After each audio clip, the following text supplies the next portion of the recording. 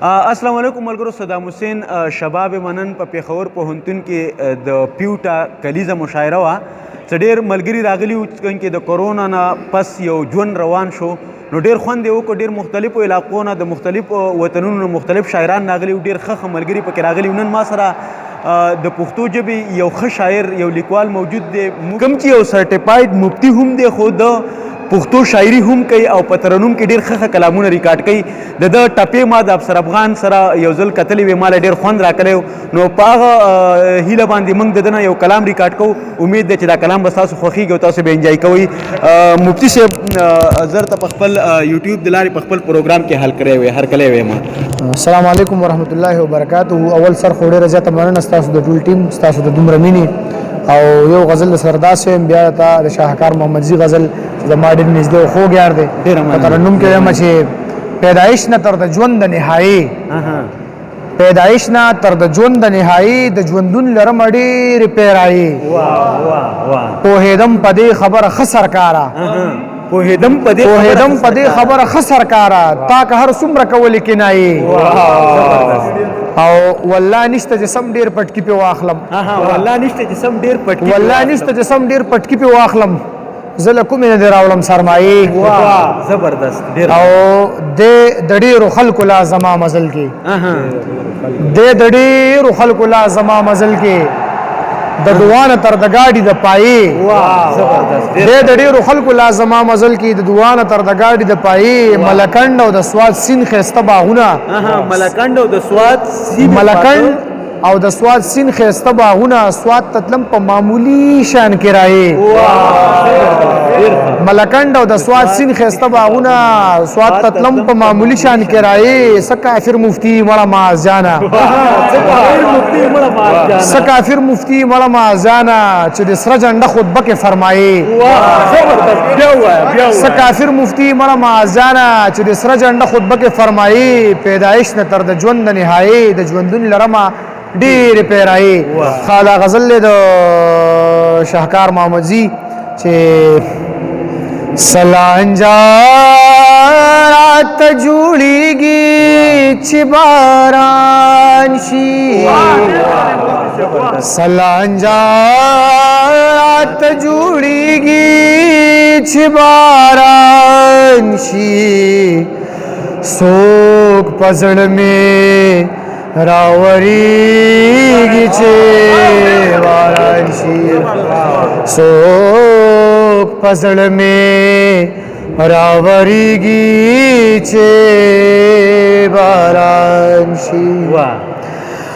چې بارانو او ستا مونږه کرش پوا، چې بارانو ستا مونږه کرش پوا،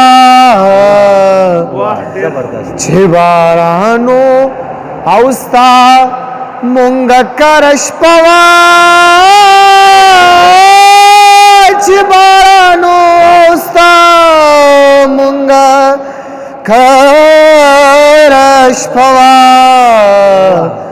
هغه شپه رات یادیږي چې باران شي، هغه شپه رات یادیږي چې باران شي. څوک په زړه مې راوریږي چې باران شي. سلانجا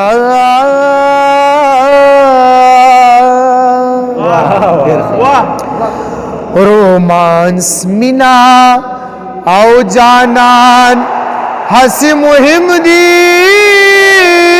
رومانس مینا جانان هسی مهم دی، رومانس مینا او جانان هسی مهم دی، رومانس مینا او جانان هسی مهم دی.